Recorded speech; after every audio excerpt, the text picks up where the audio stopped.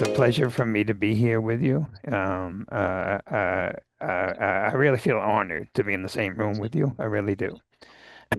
And I know this subject of universal design learning is probably known by many, if not most of, or all of the teachers around the world. It makes me think back to centuries ago when I was a child and in school system, and I had ADHD. And basically, they labeled me as being low intelligence because of that. And if they had UDL back then, I think the situation would be much better because the thing is with um, with that situation, I'm sure you run into it all the time.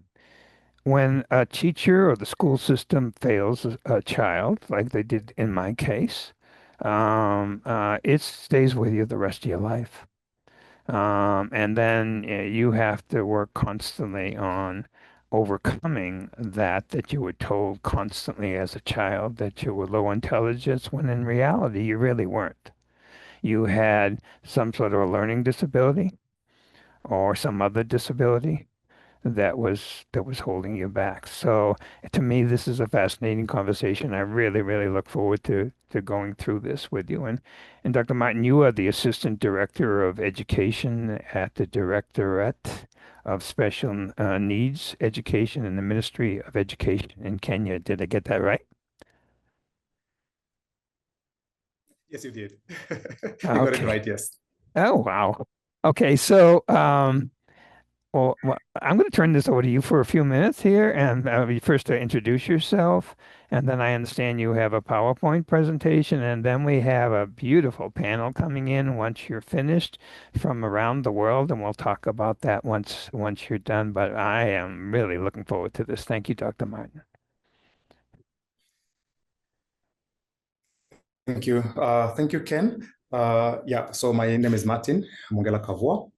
I work at the Ministry of Education in Nairobi, Kenya, where I am an assistant director in the Directorate of Special Needs Education. And just to give a quick brief about myself, my experience is mostly in teaching learners with disabilities, because I only taught in regular school, a regular primary school, for about 2 years. And then I spent the next decade or so teaching learners who had hearing impairment in a school for the deaf here in Kenya. And after that, I worked as an functional assessment officer, really, at the Educational Assessment and Resource Center in Kitui County. I did that for a very brief period. I was an Educational Assessment and Resource Center officer for approximately 1 year. And then I moved to teacher training. So then I trained teachers for learners with disabilities and special needs at the Kenya Institute of Special Education for another decade, and that's in Nairobi. So I was in the area of training teachers for the area of sensory disabilities, especially hearing impairment, and a bit of contribution for teachers who were preparing to go and assist learners with deaf blindness. And of course, that included teaching in our distance learning program. We had a distance learning program at the Institute, and it was and then I'll be very quick after this. I then moved to the Ministry of Education, where I am until now. And in the meantime, I taught a bit at the University of West Bohemia while I was pursuing my PhD at in the Czech Republic. Thank you. Thank you, Dr. Martin. Now I know you have a presentation. Is that correct? Yes, I do. Okay. Yeah. So good evening, good morning. I'm not sure what time it is where you are, but this is from a fairly hot and humid Mombasa in Kenya. So I would like to present about teaching children with disabilities through the UDL approach. And I will move really quickly. And this is all to save us time, especially because of the hitch that I've just had. I believe you can hear me, Ken? Yes, we can. Yep. Thank you for the confirmation. Thank you for the confirmation. Just in case I go, just in case you're not able to hear me because of anything, maybe the connection on my side, please feel free to call me or on WhatsApp on my phone, then I'll be aware. I might continue presenting. Be glad to. So, yes. So, yeah. I would like you to think about three things. One is what you already know about the UDL. So think about what you know about the UDL and possibly its equivalent, which is differentiated instruction. So think about that a bit. And also think about what you would like to learn from this session. Why did you come to this session? What is it that you would like to learn? And that will help you to sort of focus and be able to pull out the kind of substance that will be helpful to you and for you. And finally, I would like you at the end to reflect on what you have learned. Now, why are we talking about universal design for learning? We are talking about universal design for learning because of a basic conclusion, and that is what works for persons with disabilities and special needs actually works for everybody most of the times. I've never seen somebody complain and say, oh, it's so difficult to go up this ramp. But of course, you have persons with disabilities, not being able to go upstairs, up some stairs. Or I've never seen somebody say, "Oh, this lecturer, simplifies the content too much. I don't like him, or I don't feel like I understand. I'm not able to cope." Because the lecturer uses, for instance, many kinds of strategies to explain a certain concept to the student that you don't see, but you do see persons with disabilities not able to cope with a specific way of presenting information, and that is why we have the universal design for learning. If you were able to see my presentation, you would have seen that I had one picture of somebody clearing the stairs and the people challenging him and telling him, hey, you might want to clear the ramp, because if you can clear the ramp, the rest of us would be able to use the ramp. Whereas if you clear only the stairs, he's clearing snow from that.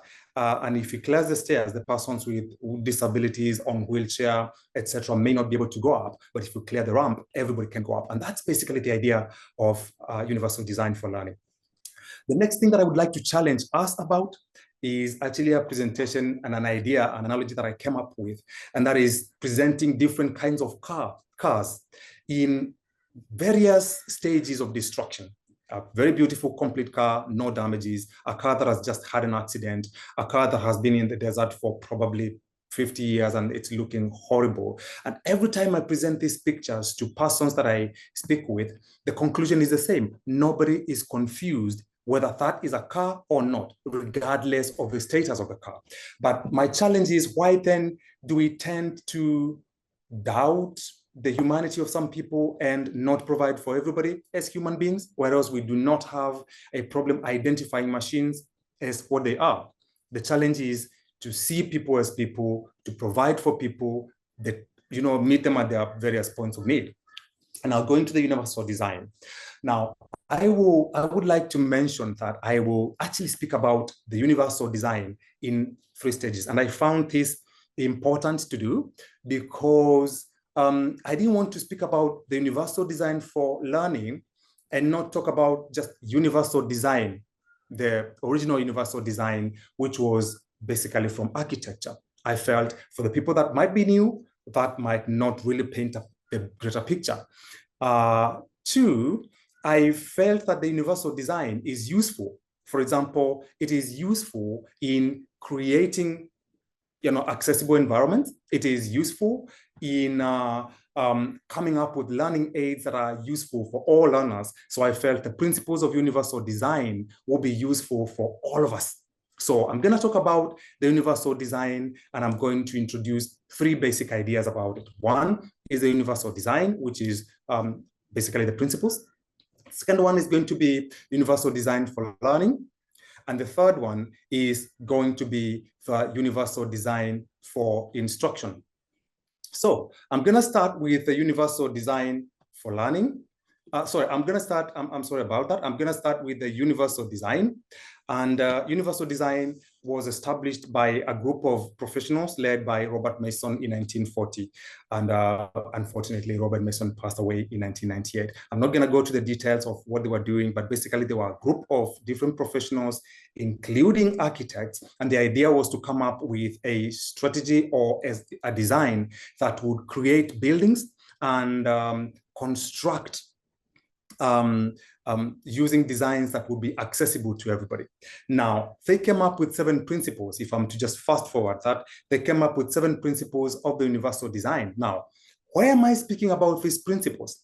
I'm speaking about these principles because these principles can help you to be able to come up as a teacher, come up with, for example, learning aids that are useful to the learners, that cover a bigger group of learners, as opposed to coming up with learning aids and teaching aids that only cater for a narrow, group of learners. Now, we've got 7 principles, and they read as follows. We have equitable use, flexibility in use, simple and intuitive use, perceptible information, tolerance for error, low physical effort, and then size and space for approach and use. I'm going to discuss each one of them because I'm really short of time. Principle 1, equitable use. What do we mean here?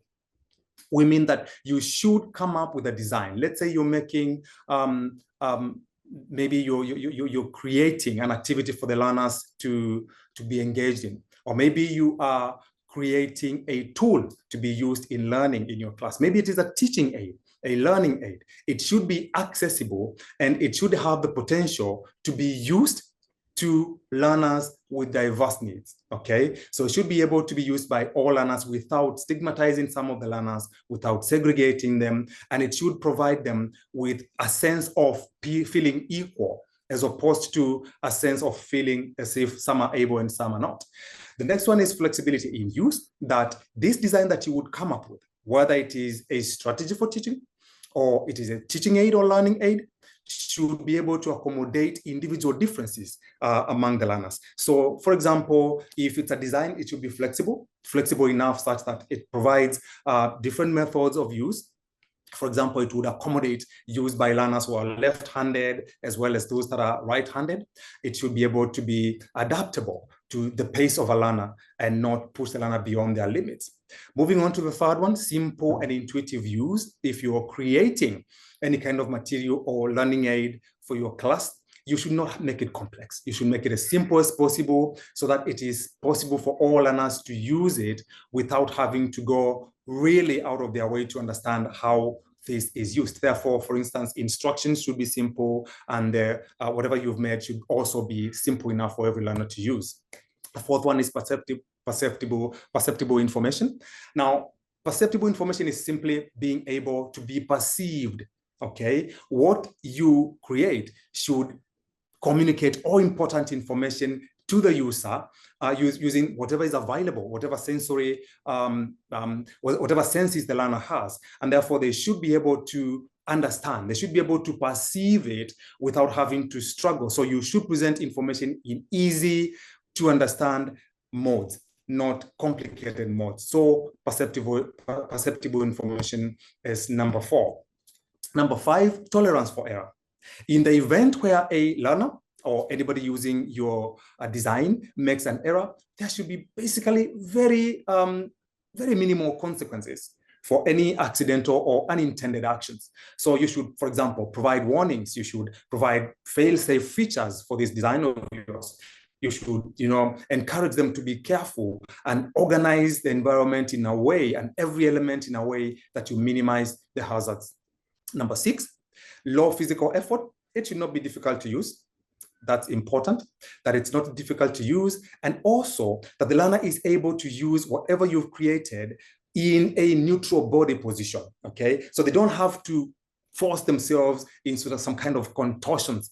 They don't have to bend this way and that way to be able to use it. So just make sure they don't need a lot of effort to be able to use your design. And the last one is size and space. So just make sure that your design should consider appropriate size for all persons. It shouldn't be too big such that certain people, for example, little people, may not be able to use it. It should be useful by all persons. Okay. Now, I will move on quickly from this in the interest of time to the universal design for learning. And I would just like to mention at this point that I will be more than happy to share my presentation for further sharing with our participants so that everybody can be able to read for themselves in the future. So, universal design for learning. It's based on the universal design, which we have just discussed, okay? So it's an educational framework based on the universal design in architecture and a little research or quite a bit of research in neuroscience. Now, what are the basics of the universal design? It basically calls for making learning environments flexible so that they are able to accommodate all learners, okay? And it also encourages, of course, the use of technology to support learning. Now, what are the principles of the UDL, Universal Design for Learning? We've already seen that there are 7 principles of the universal design generally, which you can use to create learning materials, to create strategies. It's a broader kind of a view. But now, universal design for learning focuses basically in the classroom situation. You have used the 7 principles, you've created your materials, you've created your designs, you've come up with a methodology you would like to use. Now, how do you do it in class? We have 3 principles. One is the multiple means of representation. That means using a variety of methods to present the information, providing a range of ways that you present information and supporting the learner to be able to understand. So this is from the teacher to the learner. Now, the next one is multiple means of action and expression. Okay, so you provide the learners with different ways of demonstrating what they know. So giving you feedback. So this is from the learner to the teacher, okay? So number 3 is multiple means of engagement.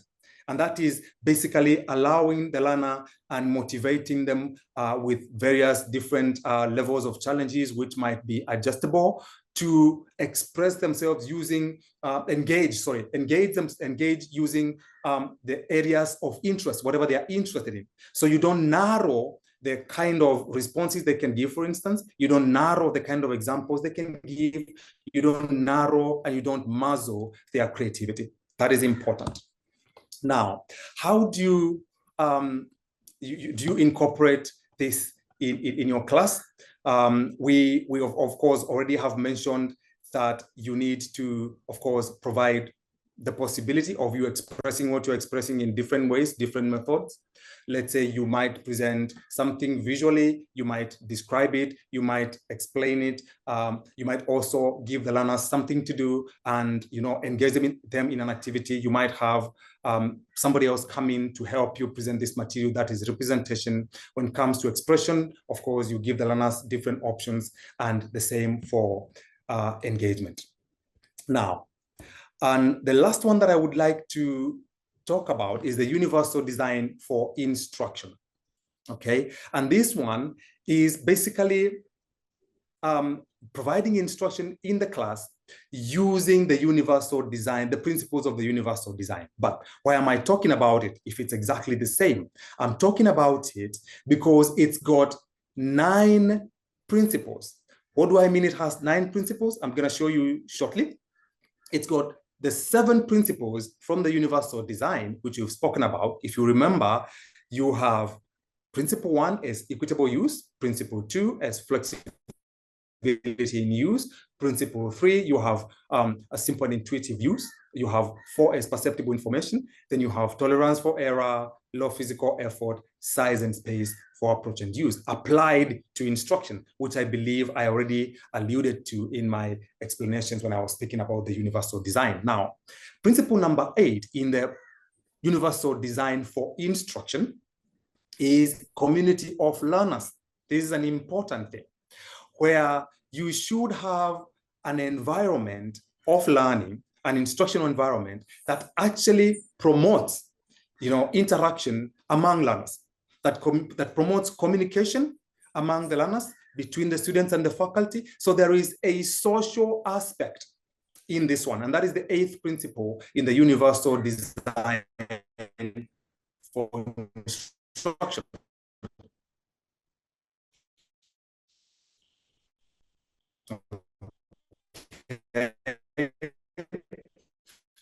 So interaction, it does contribute, which is designed to be welcoming and inclusive. So the learners, should expect a lot from themselves, and they should be shown that there are high expectations from them by the faculty. So these are the two extra principles that sort of are applied to provision of instruction to move from the universal design basically to the universal design for instruction. Now, I would like to go ahead and just mention really quickly. I would like to mention that we do have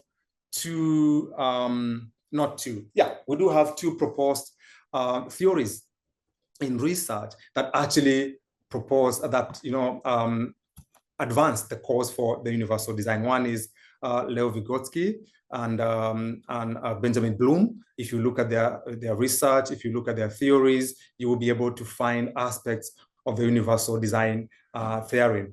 So just to remind you, just before I make the conclusion, that we've gone through 3 different aspects of the universal design that are all useful in education. Okay, if you're talking about physical environment, the physical environment, you would be applying the universal design most of the time. You'll be applying that. And also you can apply the universal design and its principles to instruction, to learning, to preparation of learning materials, among others. Now, when it comes to the universal design for learning, we've mentioned that we have 3 principles, which is multiple means of representation. I think the key word here is really multiple, just making sure that you have different ways of expressing yourself, different ways of allowing the learners to express themselves, and different ways of just presenting whatever you're presenting, both from your side and from the learner. So multiple means of representation, multiple means of expression, as well as multiple means of engagement. Then we moved on to have a quick discussion about the universal design for instruction. And I said it's got 9 principles, the 7 principles from the universal design from the universal design generally. And then you've got the 2 other principles that we spoke about that are specific to the universal design for instruction. By the way, the UDI was developed at the University of Connecticut, a Center for Post-Secondary Education and Disability, funded by the US government at the time. So we mentioned that the extra 2 principles are a community for learners, and we did have a quick discussion about that and instruction. Now, I'd like to conclude, because I would like to conclude, and again, I will be sharing this presentation with Ken for distribution if anybody wants to access this. Now, this is how I see the universal design. And this is an idea borrowed, actually really presented by Mara Sapon-Chevin in 2007 in her book. And think about preparing a party in your house, and you're accommodating people, your friends, your colleagues, probably if you're religious, for example, people from your faith, etc. You would think of that friend of yours who, is vegan, and you would prepare something special for the vegan friend. You would think of a vegetarian friend, you would prepare something for them. You would think of possibly your friend who needs halal food, and you would prepare that. Okay, and you would think about the friend who probably needs kosher food, and you would prepare that. Of course, you would have your, so to speak, carnivore friends who probably don't choose, they're not very choosy. You would also think about your teetotaler, and you prepare something for everybody when you have a party. So in the same way that you prepare something for everybody when you're hosting a party, you're encouraged in this approach, the universal design, to design your class, to design your lesson, to design your instruction, to design your materials in ways where all the learners can come to your class buffet and learn without feeling that they have been discriminated, without feeling that they have been left out. And I would like to stop at this point. Thank you very much, Ken. Thank you, Dr. Martin. Wow. I've got some questions before we bring the panelists in, but let's chat a little bit about it. So, I'm wondering, as a person who decides they're going to be a teacher, and so I'm going to go on to higher education. Is this now taught in colleges? Dr. Martin, did you hear my question? I don't know, you froze up there for a second. Yes, yes. It, it, I heard. Oh, sorry. Can you hear me now? yeah, I can hear you now. Can you hear me? Yep, if your internet gets a problem, we can turn your camera off, but it's better to keep it on. So, okay, keep it on at the moment. That would be fine. If I have a problem with the internet, I will try to tether my mobile phone as well. I'm ready Okay, for that sort of. But I'm okay. happy you can hear me So, now. yeah, so the question So is if I got your again, question right, sorry. is this taught in college?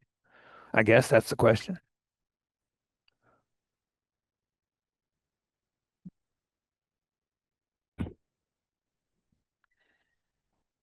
This is one of the Okay, beauties of, okay, go ahead.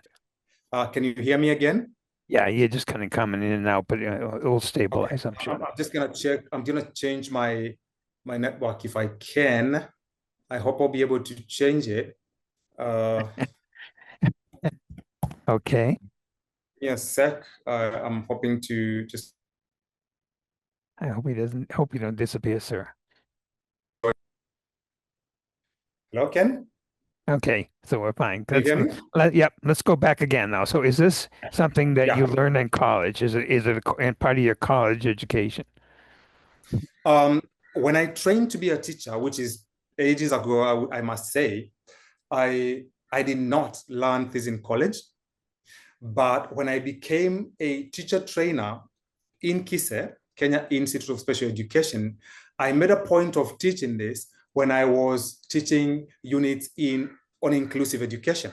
Hmm. And the Institute had good modules on inclusive education, and I infused the universal design for learning in this. I have also taught this in various workshops where I build capacity for teachers in Kenya, but I have not taught this as part really. I've not taught this because I learned. I don't teach it because, sorry about that. I don't teach it because I learned it from college. I did not encounter it in college, to be honest. And I am not sure that it is part of the curriculum right now. I haven't taken a look because I had taken a break for 4 years to go for studies. I haven't taken a look if within the last 4 years it's been included. But by the time I left, the universal design for learning was not part of the basic teacher training for primary schools, especially for primary school teachers in the country at that time. Maybe it is Okay. now. Okay. Yes. So one of our panelists, when we bring her in, she's actually going for a doctorate at this point. Maybe she can answer that question. But Okay. that makes me wonder then why? Why is it not being taught? You know, something's missing here as far as I can see. Is this y- so? And let's wait for her to come in and see if it's being taught in school because that would be amazing to me. The colleges, there must be some colleges in the world that are doing this. And the other thing is, and I'm not sure you have an answer to this, but how global is this accepted? It's something Kenya is fairly progressive on this, but I wonder how other countries are. I don't know how familiar you are with maybe countries in Africa or elsewhere. Thank you, Ken, for that question. I might not speak authoritatively for other countries, but I know that I haven't faced pushback in Kenya for this idea. I haven't presented this anywhere and had some kind of reaction where people say, "Oh, this is too much work. This is not possible." For example, in 2007, 2008, I organized a training for teachers purely on the universal design for learning. That time I was teaching at KISE and I had gone for the ADA fellowship in the US. And I came back. This was my follow-on project. And I put together about 200 educators in Nairobi. And we had a 2-day training on the universal design for learning. And we did not have any pushback. So in my experience, the many times I've taught it in Kenya, I haven't had pushback. So it's quite accepted here. I may not speak authoritatively about other countries. So yeah, That's my experience. So let me see if I understand this as a non-educator Mhm. and a non-teacher. Mhm. So I'm a special education teacher. Yes. My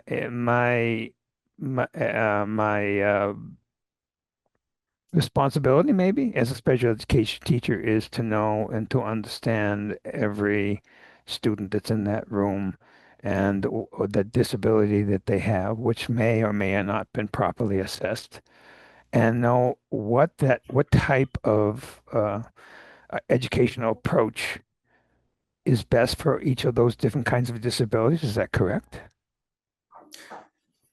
Yes, it is your responsibility as a teacher to figure out what works for what learner and what doesn't work for what kind of learner. So I would say, yeah, it is your responsibility to figure that out. And as we prepare teachers in Kenya, way back from the time that I trained as a primary school teacher, we teach different methods for teaching learners.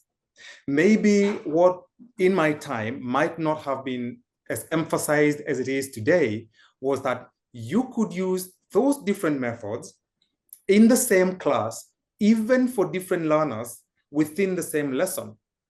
So in my time, that time, if I'm, for example, applying method A, I would probably have just gone for that without really thinking that there might be a learner who is not following.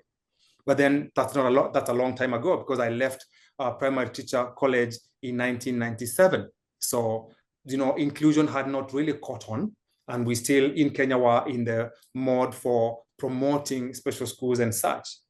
But right now, I am confident that the teachers that we train in this country actually are aware.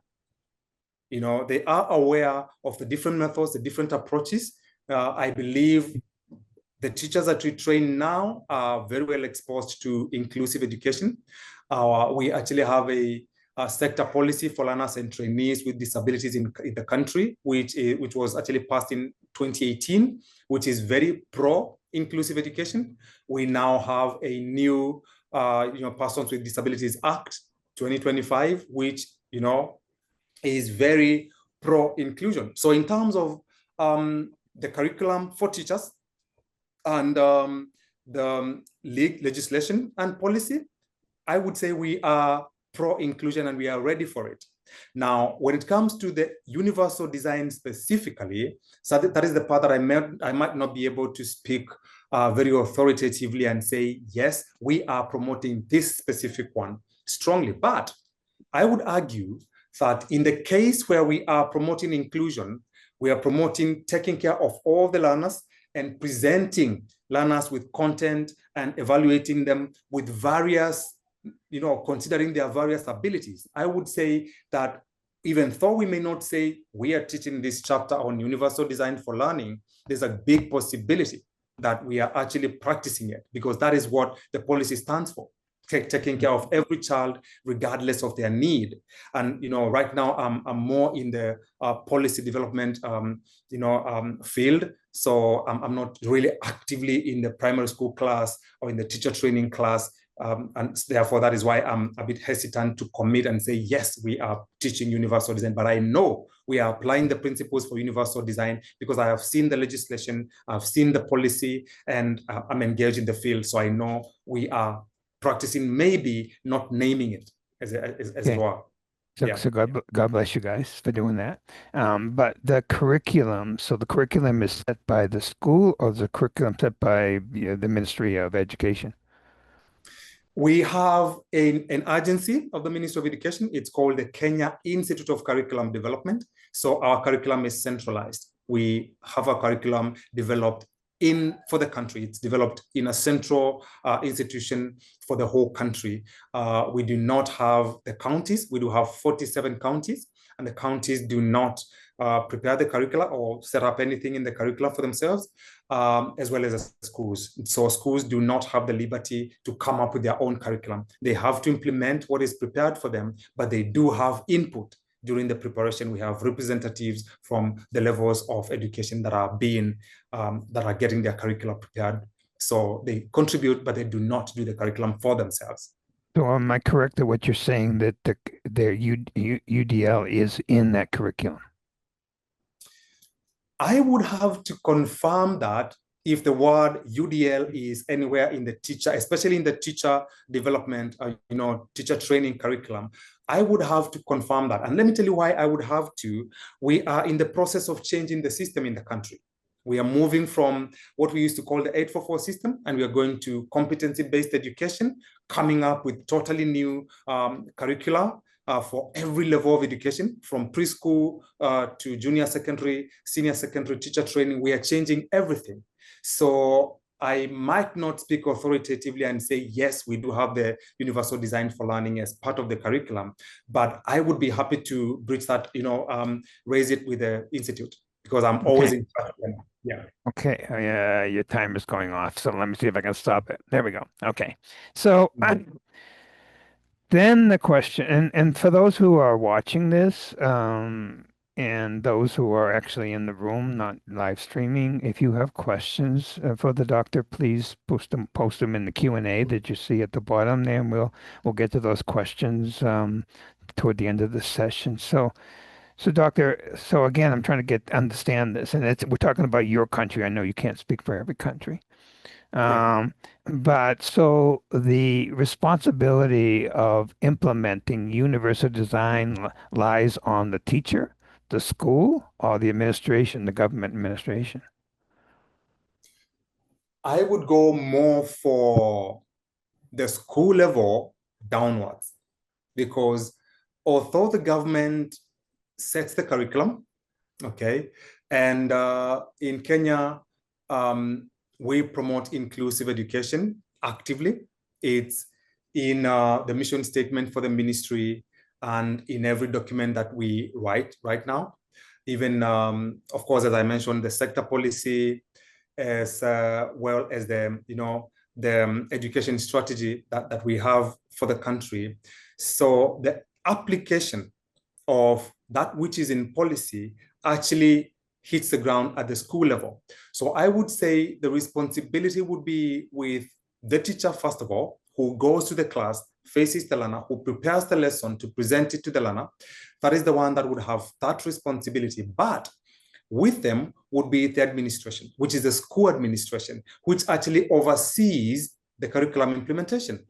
They are the first line of, should I say, quality control for the government.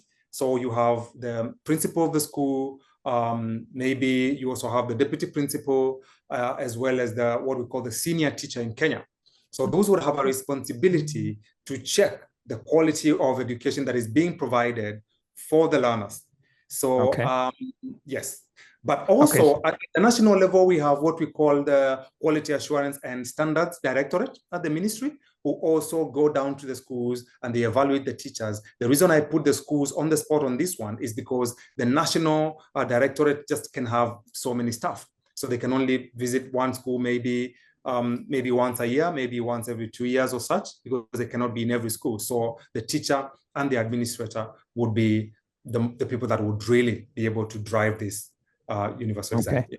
Okay. And I want to bring the panel in a minute because I don't want to take away from their time. So we'll do that in a second. But I'm still trying to get to this point. And I know it's going to be different in every single country. So you can only speak for Kenya at this point. But I am a teacher, and I decided I'd like to do universal design in my class. I need to Yeah. go to my administrator to do that, or what? No, absolutely not. You do not need the permission of your administrator to do the UDL because it's simply an approach. In fact, as I said earlier, you are expected really to apply these principles in education. You're not expected to come to class and teach only in maybe a specific way and just explain a concept and just walk out. You are expected, even in teacher preparation, we are taught that you should present something in various ways. For instance, you might explain it, you might present a chart that has that. You might form groups for the learners to discuss this idea that you're presenting or the concept that you're presenting. You might have question and answer among the students to gauge their levels of understanding. And you can as well as have peer teaching, where one of the learners who has understood the concept well enough can still explain this to the rest of the learners. So you are expected to apply these principles. The only part I was hesitant about is whether everybody calls what I'm describing, whether everybody calls multiple means of expression or engagement or representation, whether everybody calls them the universal design for learning. That is the only thing. So we apply these principles, but we might not have it in policy, in legislation, and in the teacher's preparation notes saying, I am going to apply the universal design for learning. But do we practically apply it? By all means, I think yes. But that word or the phrase UDL, the universal design for learning, is probably the next step that we need to go to and promote it actively. But to answer your question, no, you don't need the permission of the principal to use it. Great. Because as an advocate, and we're Disability Club for Advocacy for the human rights, and obviously we're doing this whole session because of the human rights for the children, and that everybody has a right to learn without borders. Um, so I don't know. It seems to me this is the future of inclusive education, but I'm not an educator. But I mean, I would think to be truly inclusive, you would need to have UDL. Is that correct?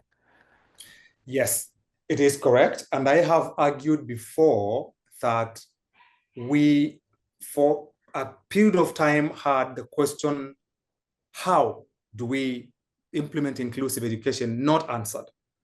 Okay, so we had a proposition for inclusive education from Salamanca all the way up, and we didn't have the answer for, okay, this is what you're saying we should do, so how do we do it? We did not have that. And I look at the universal design as the answer to the question, how do you practice inclusion? How do you practice it? It is by representing or presenting your content in various ways that are actually appropriate for the kinds of learners that you have in the class, having looked at the learners' records and figure out what works for each learner, and you try to infuse that into your strategy for representation, for presenting the materials. You need to have multiple means of engagement, where every learner is able to express themselves and apply this material and speak about it in the way they find most appropriate for themselves without limitations. I might want to approach a math problem using a certain sport because I love sports. That should be allowed. You shouldn't tell me, oh, we're not joking, we're not, talking about games in this class. So if it's about a matter of expression, the learner should be able to express themselves differently. They might want to type it down. If, for example, they've got, let's say, dysgraphia, they might want to type it down. Maybe if they are unable to write at all because of their maybe physical disability, they might want to speak it. If it's an assignment, they might want to record it orally. You don't limit how they're going to express themselves. Maybe they might want to have role play if that is what works for them. So these kind of things are what then explains how to implement inclusive education. So yes, 100% I agree with you. Okay, great. Wow. It's been a pleasure, this conversation. I think we should do more with it in the future. So if somebody could move in the panelists, that would be great for me while we're doing this. Once again, the teacher is such an important person in a child's life. Absolutely. And a good teacher can can change that child's life, or a bad teacher can change that child's life. The whole education system. I shouldn't just zero on the teachers. The whole education system. If somebody could move to a panelist, then that would be great. Or I can do it myself. That's fine. And I'm gonna let's go around to each person first before we get into and bring them into the discussion. I'll go to each one as I see them on my screen. Karen, could you introduce yourself, please? Hello everyone. I was going to say good morning, but good day. It's an honor to be here. I'm in stormy Northern California in the US. This is my 21st year of teaching, only with children with special needs. And I've been in a classroom for 16 years, but right now, I've got a fabulous job I work with students in a homeschool setting. So it's like the best of all jobs. I'm able to work with students with special needs one-on-one. So the hard part is that I no longer use quite the extent of UDL in the class any longer because I'm working with kids one-on-one, but I'm able to take those modifications and accommodations and help them access. So Great. thank you for letting me be here. This is great. Thank you, Karen. And the next person on my screen is Shanti from India. Greetings to all. I'm Shanti Rajesh from Tamil Nadu, India. I am an arts-based therapy practitioner and an AVA certified educator and also a special educator. I'm a thought leader for pedagogy in an inclusive school, HLC, the social incubator, for 11 years now. My passion lies in helping children with special needs to find their voice, to develop their communication through speaking and through AAC, to develop their self-advocacy skills and independent living skills. So my focus is in creating an environment where every learner can express their thoughts, make choices, and participate meaningfully in their everyday life with confidence and dignity. Thank you. Thank you. And down to Nathalia. Hello, good morning from Colombia. My name is Nathalia Contreras. I'm an English teacher. I've been working in the school for 11 years. I have a master in pedagogy and action research. I'm part of Fulbright community. I'm a peace activator for Latin America, and I'm doing my PhD now in education. So for me, my research is regarding inclusion, but taking into account the importance of the role of the teacher into this process. Thank you so much for this opportunity. Nice to meet you. Thank you, Nathalia. And over now to Cameroon, where Nafisatou, I'm still working on your name. Can you tell us about yourself? I'm not sure how your internet is. Go ahead.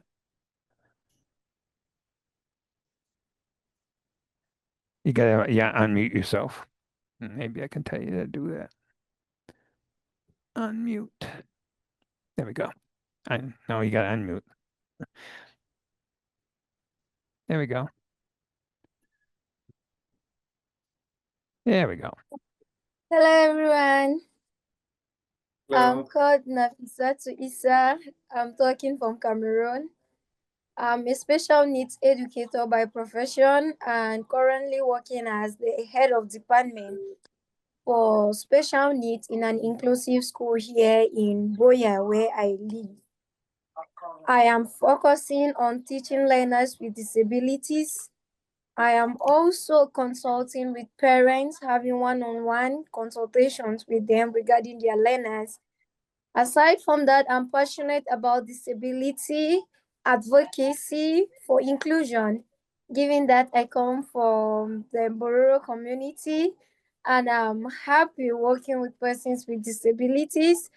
And I'm also looking forward to becoming a special needs consultant in the nearest future. I'm hoping for that. And I'm glad to be in this panel with all of you. And I'm very, very happy to be part of this panel where I'm going to learn new things from each and everyone.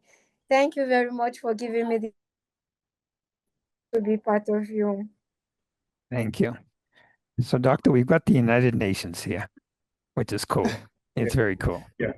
And we're going to talk to each one of them. They all have talked about a situation that they have that they thought maybe we should talk about UDL and how that works with the situation. But before we get to that, Nathalia, you're in school now, and I did ask the doctor the question, and he wasn't certain. Are they teaching UDL in the school system in Colombia, in your college education that you're going through for your doctorate? No, indeed. This is a very new topic that has been like teaching to us as teachers like 4 years ago, let's say, but it's not something that is like widely used here in Colombia, indeed. But in your actually the courses that you're taking for your doctorate degree, is UDL in that course or a part of those courses? Yeah, let us say that I do it, but voluntarily. If I talk with my colleagues, it is not used. So, Doctor, this my concern here is that if the colleges are not teaching it, they got a lot. We got the colleges is one area we want to focus on too when we're doing this. They should be including this in their college curriculum. Yeah, I agree with you. Of course, as I mentioned, when I was a teacher trainer, it wasn't in the curriculum. Of course, I mentioned it, but I did teach it out of my own, volition. Like when I came back for the fellowship, had that. I taught it when I had students for inclusive education, but it wasn't in word. If I was to look for the word universal design for learning in the curriculum for teacher education at the time, I'm not sure I would find it. Right now, I'm not so sure because again, I just came back recently. So I would like to take the opportunity right now that we are reviewing the curriculum across the whole education system and possibly maybe make such a proposition to the Institute for Curriculum Development in the country. So we are in the same situation as Colombia. You can teach it, but not it's not part of the curriculum really. Right. Wow. Okay, got a long way to go. Um, okay, so like what I'd like to do is again in order as I see you on my screen, and Karen, you're going to be first, to present the situation that you presented, and Dr. Martin we shared it with him. So what is that situation, Karen? I'll unmute me. So I work one-on-one with students. And so we have a little guy, he's 9, with Down syndrome. So we've been working on speech services with him because he chooses not to talk because his articulation is it's difficult. And as he gets older and he's more thoughtful about, he's tired of people saying, what did he say? So in trying, working with his general education teacher, working with his family, we're saying, what can we do? So over this last year, our team here has, because he's not our only one, we use, different kinds of picture system, visual systems, so he can access his, so he can let us know, what does he know? But he wants to talk. He's social, really social little guy. So I was like, what can we give him so he can access his peers. He can go, loves to play soccer, so he can talk to his teammates more. And so we've been using and looking at our AAC, or our alternate, I always forget my augmentative alternate communication devices. His is an iPad. We have an iPad that we've set up. And, and other kids have devices as well around him. So it's something that we thought would be socially appropriate also. Now, family was a little bit hesitant because they thought, well, we want him to be able to speak, but, just physically and physically he's not able to articulate clearly. So we've given him the device, let him use it. And then we also have we call it a handy talker that he also has, he can take with him. So if he gets stuck and he's excited, and he wants to say, yes, I want to do that, he can point to it, or he can take out his device. One of the things that we've noticed is it actually, and we've been able to share this with Mom, it's helping him. It's helping him to speak in more and longer sentences. He was usually, if he was going to say something, he'd leave it to one word because he didn't want to have to try to repeat it. But with the device and with him being able to use, and he uses touch chat, he's able to touch the words and create a simple sentence. He's able to reach out to his peers, and his peers are helping him because if he says something to them and they're like, we're not sure, they've learned to use the device as well, or learn, what the device has. So they'll open it up and try to either maybe get him to spell, like, what's that first sound? Is it a G? Because we didn't hear that. So it's the problem that I had with it is that this is my 21st year of teaching. I'm just getting to know about AAC devices. And I'm going out on my own because he's not our only one. We've got now 4 students. I have 4 out of 18 students that this device is changing things. It's helping kids who have a hard time regulating. It's helping students that, and lots of kids, they get emotional or they get like really caught up or excited in the moment. They can't think of what to say. It's like, you know what? Hey, can you point to it? Let's get started there. And it brings them all down and they're able to participate. They're able to communicate. So it's a whole new world for me. I'm just learning to be a part of it and learning the power that it has with our student and with his peers, with the kids around him. I think that's all I have to say. So Doctor, any thoughts on this? I mean, I'll leave it to you. Go ahead, Doctor. Yeah. Thanks, Karen, for that. Okay, from my seat and what I heard from you, it's sort of a complete, should I say, a complete circle. Like, you've presented the issue and how you've gone about it regarding the use of AAC, making use of technology. Now that you have the iPad with the proper application that you're using to communicate with this kid, and that has already improved his language proficiency. He's now making longer sentences. The other children are learning to use the iPad as well, and also coming to him with their own, devices and being able to communicate better. So I think that sort of gives the challenge and the solution, which is great for this group. I think we're going to see a bit more of that. But what I would only probably caution or maybe ask you about is that while I appreciate the contribution of the technology, what it has done for the child, do you see a risk of over-reliance such that in the future, there's a possibility that the child may not be able to grow, to outgrow the technology and be able to develop and be able to communicate by themselves? It's probably something to think about if that might be an end result of the, should I say, when it gets to a certain point where you are not gaining a lot more from the technology, but you don't want to get rid of it because you don't want to get the next step or to make the next step to the unknown. In your experience so far, I know you say it's not so long, but do you think that is a risk? Technology, I feel like, is always a risk of that. And that's why we don't use it. I try not to use it very much, especially, I know for our students, a lot of them, their downtime is on technology.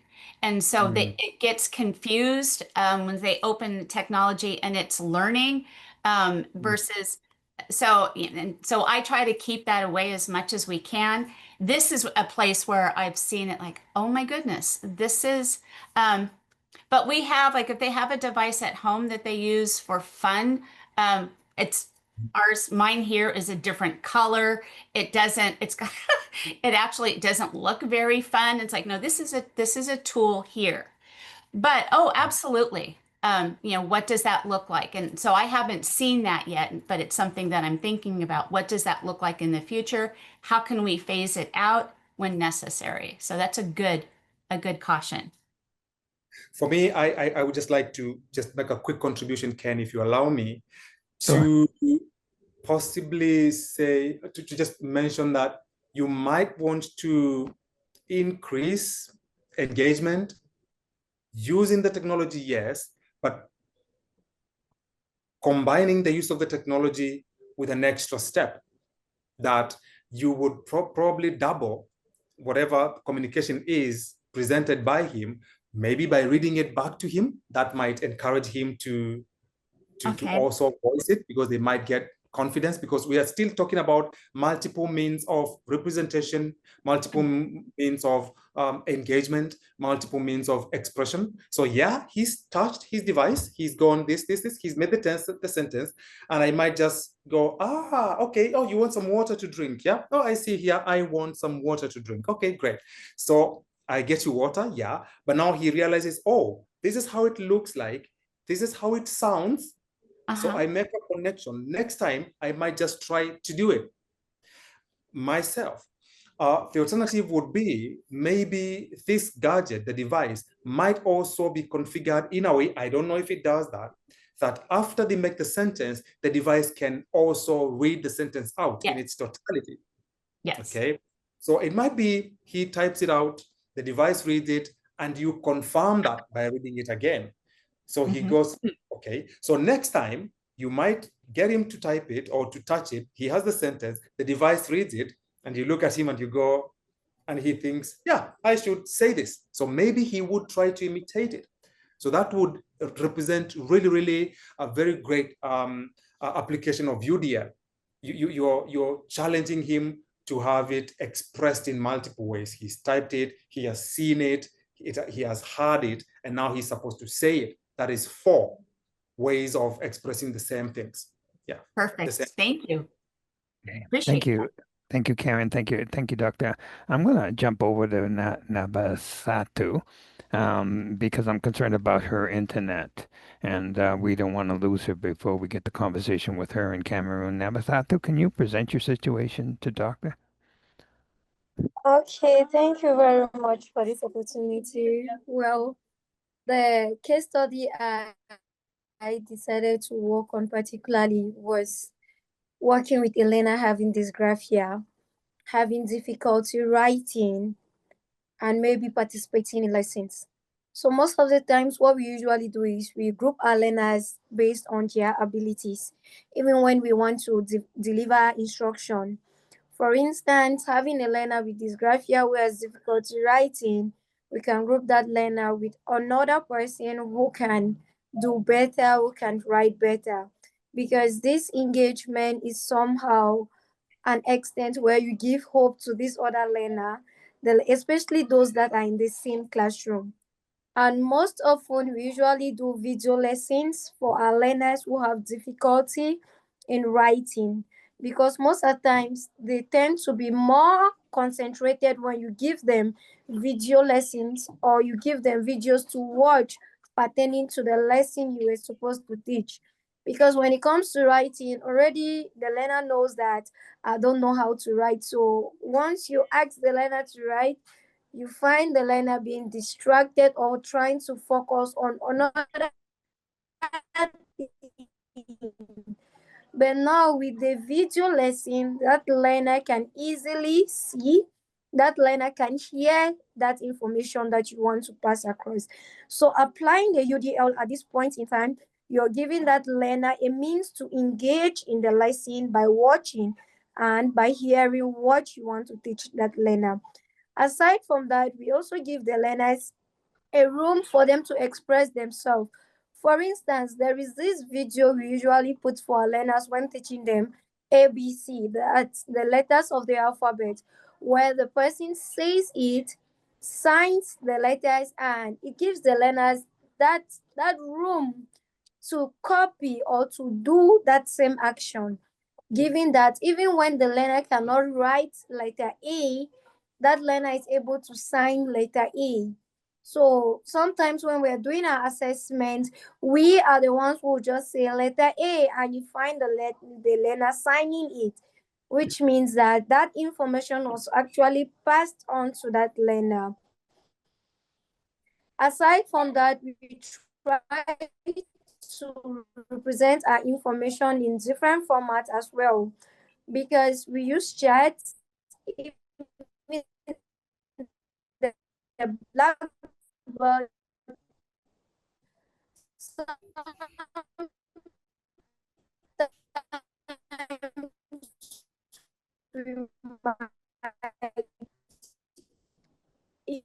You one learner to go to the board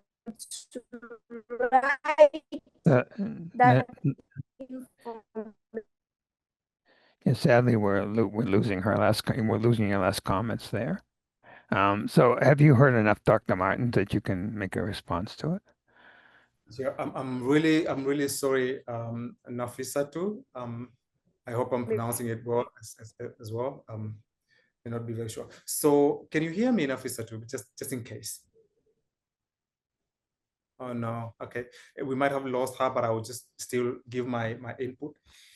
I think, at least for the two teachers that have spoken so far, I would say they are already doing an excellent job. Everybody is describing the scenario that they have and what they've done about it. And it absolutely makes sense why somebody would go in that direction. And as in these two cases, we can see the difference in the working environment and how the two teachers, talking about Karen and Madam Isa, and the kind of technologies they've applied. And you can see with that while Isa doesn't have possibly, oh, Isa, can you hear me now? Nafisa? Yes, I can. Oh, great. Sorry, we lost you. The last bit of your presentation was not really audible to us. I'm really sorry about that. Ken, would you like for her to mention it, or should I continue? So Nafisatou, do you think you and we lost your whole last thing because you were breaking up there. I don't know if you want to repeat your last couple of sentences you said. Okay, there's no problem. So as I was saying, it is something we have taken upon ourselves as instructors to see to it that we engage each and every learner. Now, not only focusing on those learners that are having dysgraphia, that is learning disabilities in general, but we also try to see that we incorporate all those other learners and we use the universal design, because even this year during a small teaching mini seminar, I had to train my special needs educators in school on how to use the universal design effectively to ensure that we give our learners instruction that will be well received by all our learners without leaving any learner behind. Now, considering the fact that we have some learners with physical disabilities and they cannot move, we try our possible best to see how we can modify the classroom, modify the environment to suit those learners. Going back to the learner with dysgraphia, we now got pencil grips good enough. Our proprietor sent us some pencil grips last week and we received them. So this week I used one on one of our learners who has physical disability and also learning disability. So with the pencil grip I gave her, she was able to trace numbers, focusing on tracing number one only.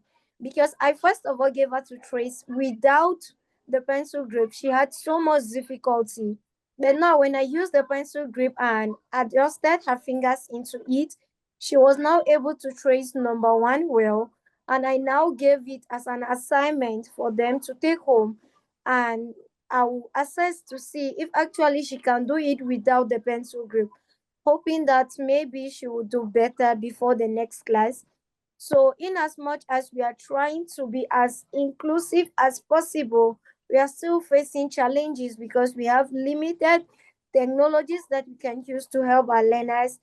But aside from that, we are using video lessons as well, because I know that even when a learner cannot get information by writing, most of them would retain what they hear and what they can see. So we usually do video lessons as much as possible, where we give the learner the opportunity to take part fully in the lesson without missing out as those learners who are doing the writing in the classroom. So I think that's what we've been doing so far, and I'm happy that we are seeing results for some of our learners. Sounds like they're doing everything right at this point. They're doing, they're trying to do the UDL kind of approach to it. So wow, she's doing a good job, I think, over there. You agree, Dr. Martin? Yeah, I do agree, and I'm just wondering. We had a quick. I got this question from Ken, whether we have UDL in our curriculum in Kenya, and I say I don't remember seeing it. Although we are reviewing the curriculum, I don't remember having it. The word, the phrase "universal design for learning" at any point. And Wow. Laura confirmed that for Colombia, and I'm wondering if Nafisatou, if you probably have UDL in your curriculum in Cameroon. I don't know. Do you have it? Did you hear the Okay. question? Maybe you need to hear the Maybe. question. Do you have UDL in your Anyone hear curriculum? me? Sorry? Okay, so what I was saying was during my days in the university, that's where I got exposed to the universal design and I learned about it. But now, while teaching as a special needs educator, no speculations have been made on the teachers to use universal design. So it's Okay. just something I introduce to my teachers, and I advise them that it will be best if we adopt it. It will help us better work with our learners this academic year. Thumbs Great. up to you. Thumbs up to you. I'm going to turn over to Shanti because I'm watching the time too. So, Shanti, if you could present your situation. Yes, thank you so much. So, Dr. Martin, greetings to you. So I wanted to just share about one particular learner. This particular learner is in the moderate range of autism spectrum. The child is around 10 years old, and this child was enrolled in our school since pre-kindergarten. Currently, the child is in grade 3 and is in functional curriculum, where we focus on functional academics and life skills, along with blended learning for sports and other non-academic exposures. The difficulty that we see, the strength, I would first focus on the strengths of the child. The child is a very curious learner, and he enjoys self-initiated exploration. The child has good receptive and expressive communication skills, strong vocabulary in their own regional language, not in English, but in regional language. And the child has a strong logical and cognitive reasoning, understands cause and effect. The stretches or the challenges are the child has a lot of impulsivity and it has very, very high difficulty with self-regulation and emotional regulation. He tends to go into a loop when he's thinking patterns go into a loop, and then goes into a repetitive questioning mode. And physical behavior displays we see when the self-regulation is not happening, like kicking, hitting, which poses safety concern in the classroom. So the barriers to his learning that we see is that the child requires 100% of one-to-one adult to child supervision for safety and engagement, and the child struggles with impulse control.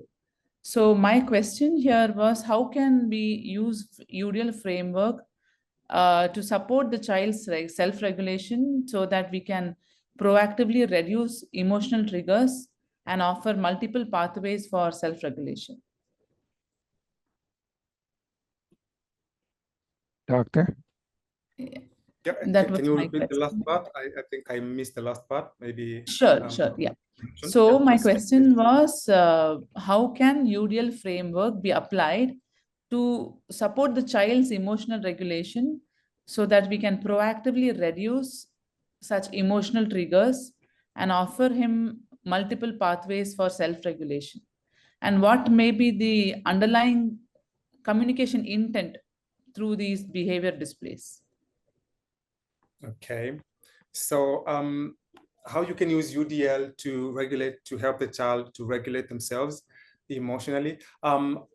First thing I saw in your write-up was that you're already using like support, like at least a learning support assistant to work with a learner one-on-one. And that seems to be the only thing that currently is working, that kind of support. And my next thing would be to go with the engagement. And now, when I was making the presentation, I did mention that the multiple means of engagement also go with the interest of the learner. What is the learner interested in? And we might want to take advantage of what the learner likes in order to be able to fit that, to allow him, like, to take advantage of that and allow him to self-regulate using that which they are interested in. For instance, I'm not sure how serious the situation is, but for example, if the learner is supposed to focus, say, for 5 minutes in an academic activity, which he doesn't find attractive, doesn't find interesting, and they are probably maybe having a meltdown, that could be an example, and they don't like it and they are reacting to that.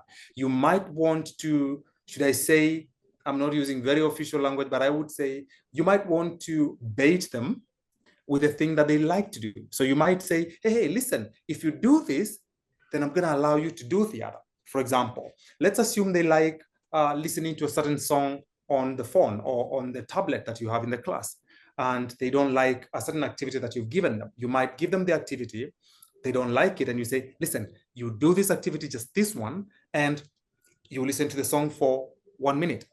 And they do this activity for 5 minutes. You are honest and you give them the tablet, they listen to the song. You are helping them self-regulate. You don't really have to use any other kind of reinforcement in this case. Of course, we will expect you to use more, varied means, and that might work. So getting the interest of the learner and using those interests to stretch them to do what you want them to do, and then you allow them to do what they want to do. It's like a trading. So for me, I would go with that, allowing them to do something they like as an interlude to doing what you like. Yeah, I would like just to run very quickly to something that I left out that I wanted to say to Nafisatou, and that was that in the video that they set up for the learners that they have, they might want to introduce maybe cartoons for the lessons, music and drawing, and these learners might be able to be engaged a bit more since they don't seem to be easily engaging in the other kinds of regular classroom activities. So back to you, Shanti. Sorry for that, moving off. I would say use the learner's interest to get what you want, as opposed to imposing your interest to get the learner to give you what you want. That's how I would summarize it. Thank you. Thank you. That's very helpful. Thank you. Thank you, both of you. And now over to Colombia for Nathalia. Okay. So in this case, I need to move, not a special case, but just the general part, because my topic is regarding teachers. So Ciudad del Sur is a public institution that is here in Colombia, South America.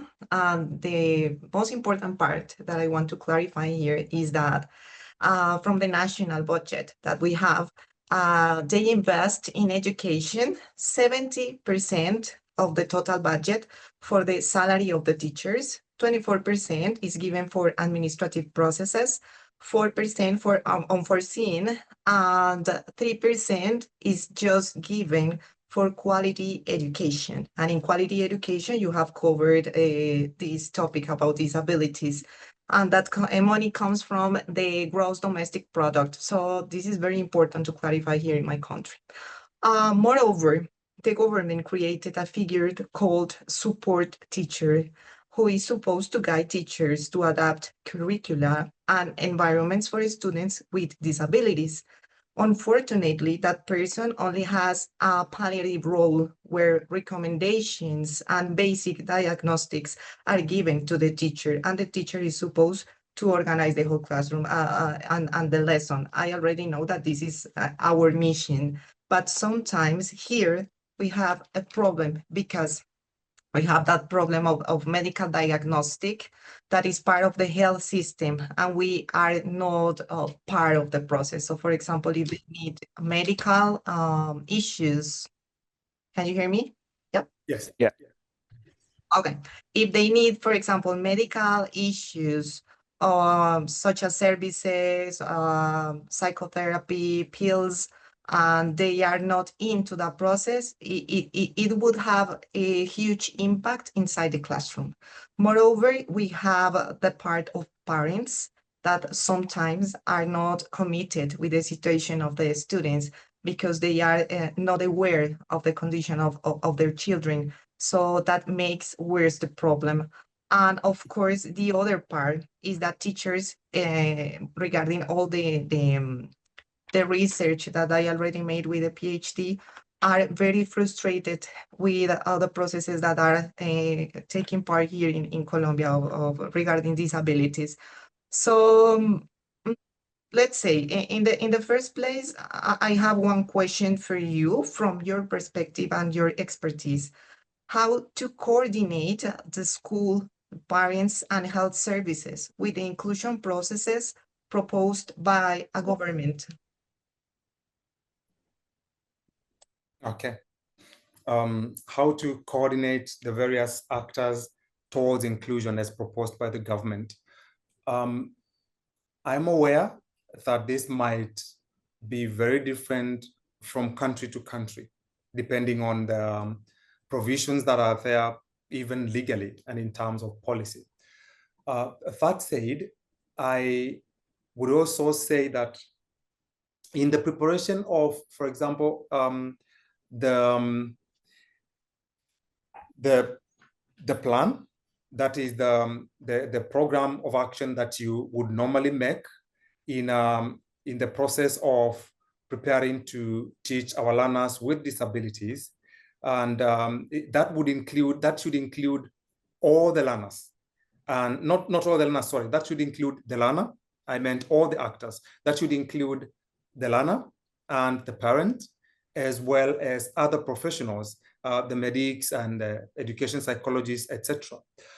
Regarding how to get them together and to coordinate them might be a matter of country-to-country arrangements, and that might be different per country. For instance, maybe some of the countries might facilitate the inclusion of these medics to come and to make the individualized education program, the IEP, for example, or the individualized education plan, because I believe that is what you are sort of inferring to or referring to, where you put all the actors together and you agree on a way forward for this child, including the child, their parents, and the other actors that are involved, including from the education and the medical field. So I think the best a teacher can do would be to contact those people that are supposed to come, would be to try to agree on a specific date and place to be able to do that. Because I'm not sure about Colombia, but I know that in Kenya, we do not have financial provision, for example, to facilitate the parent to come from the home to the school or to the education center. In our case, it would be the educational, either the Educational Assessment and Resource Center for the assessment, or the school for preparation of the IEP.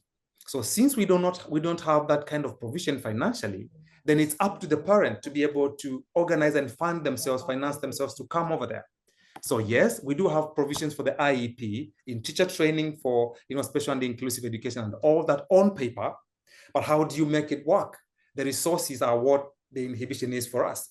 In Colombia, I'm assuming that you have this on paper like we do. That's why you're saying as the government requires, but you don't have the facilitation to get the doctor from the hospital. You may not have a sitting allowance for the medical doctor, or maybe facilitation for their fuel. And many of the times the school may not be next to the hospital. And I know that is what you're talking about. And I think it's more of a resource issue that might be out of the hands of the teacher. It's really out of the control of the teacher, really pretty much. You might want to do the right thing, and the best you can do is contact them, tell them that you're requesting this. Alternatively, you might use the alternative of technology. You might organize for a video call. Nowadays, you can have WhatsApp, where you call more than one people. So you can have the medic, you can have the parent at home, you can have the child, whatever they are in the school or at home with the parent, you can have the educational psychologist, everybody on a call. Now, there might be ethical issues about the safety of that call. Might it be infiltrated by a third party? I don't know about that and how it works there. But I think technology might help here, where you might want to call them on your phone or even on a computer, on a Zoom call like this one, and you can discuss those issues and come up with a way forward without incurring an expense. Wow. Okay, thank you. Wow. I just wanted to add something before we finish with the part of Colombia. Yeah. Because I think it's a very important space, like to share our experiences and to see that the world has many differences, but we are working in the same path to work for disability. Yes. So in this case, I want to add that in my school, we have 2,300 students, where we have 80 of them with diagnostic. Here in Colombia, we talk about disabilities when they have medical diagnostic. Otherwise, even if you see as the teacher that they have a condition, you can't do like the adaptations to the things that you want to work with them. But we have a special case because we have one blind teacher that started working with us 1.5 years ago, and Ken already know about him. Yeah. He's working as the teacher of the second level of primary school. He has to give competences, not subjects. Yes. So it is very challenging because we already have talked to him, and he says like, okay, I'm doing everything like to work with disabilities and inclusion here in my classroom. But what happens when the disability is mine? And I'm a blind teacher and I need a person to help me to work with my students, for example, in how do they write, how do they learn to read, and so on. And I don't have that special person who helps me from the government, even if I've tried to do like everything that is in my hands with law. So it's been very challenging, and I just wanted to put it into our conversation because I strongly think that, for example, UDL here is just like, to be honest, like a random topic that has been talked in many meetings regarding inclusion. But the conception that we have about it here as teachers, as into the government, is that it must have lots of economic resources to work. Plus that we have still those classrooms with 35, 40 students per space, where everything is teacher-centered because of the structure of the classroom. We have lines, so we can do like, it is not possible like to create all the time like groups, or maybe to have a poster, or maybe I'm very lucky because I'm at one of the best public schools in the country, but because we decided to do so, because we have an amazing crew that decided to do so and are calling the attention of many people around the country to obtain the resources, the technological resources, and everything that we need. But it is not the same case in all the places that we have here in Colombia, where we don't have technology, we don't have materials, and enough economical resources to work on UDL. So I just wanted to ask if you have maybe special conditions such as the one that I mentioned regarding the teacher that is blind and is having to face that situation every single day of his life in his job. We've actually run out of time, but I don't know if you want to respond to that, Dr. Martin, before we shut down, because they're going to kick us out pretty soon. So I actually bought us an extra 5 minutes, but go ahead, Dr. Martin, if you want to respond. I mean, God bless Colombia for having a blind teacher. I'll just be very, very, very brief. I think our situation is pretty similar to the situation that I'm hearing, Laura present here. And for our teachers with disability, for example, the teachers who are blind in this country, the only support, really, the support that they have within the workplace environment is having a guide, which is catered for by the teacher, by the government. So they get to choose a guide for themselves, and the government provides an allowance for them that they can use to pay the guide of their choice. Apart from that kind of assistance, the rest of the operation is pretty much, they're expected to operate very much like any other teacher once they have the guide. So really, I wouldn't say that we've really gone out of our ways so much. Apart from providing the guide, there's a lot more that we need to do. But I acknowledge the difficulties that teachers with disabilities face. So it's really not very different here. Wow. I thank you all. I really do thank you all. This is a fascinating conversation. When we set up the time for this session, I think it was like an hour and a half, and we said, "Wow, how are we going to fill an hour and a half?" I'm thinking how we're going to fill a day and a half on this conversation because I think we should come back and have a separate some webinar just on this event. But I'm surprised, Sam, you haven't come in and kicked us out yet because we ran over time. But thank you, thank you, thank you. It's a fascinating conversation. It's got to continue. It's very important, and maybe the team here we can plan something else in the future. I much appreciate it. So thank you again, and I think Sam's going to jump in here at any moment now, and we'll get you off. But sorry we didn't get to your questions. I think there's a bunch of them that popped up in the Q&A, but we'll take a look at them and we'll get them off to each one of you, and we'll get answers to the people who asked those questions. Oh, thank you. Okay, there she is. She's in here to kick us off. So, okay, thank you, Sam. Yeah, that was quite a nice panel, the United Nations, like to call it, and a lot of learning for teachers, for parents, and even for us advocates of learners with disability. Thank you so much, Dr. Martin. There are some questions on the chat. You can always go in and just answer. We've tried to answer some of them between me and Anne, but you can help us in getting detailed answers around them. But I want to say thank you to all the panelists. Thank you, Ken, for bringing them all together. A whole United Nations comparing. What comes out very clearly is that the challenges are similar. And so we have a lot of work to do as advocates. We have a lot of work to do, definitely. As a club, as parents, as teachers, and as people who are just interested in making sure that no child is left behind. So we'll take a break for the next session for a few minutes. We'll have a video, some small entertainment, and then now we proceed.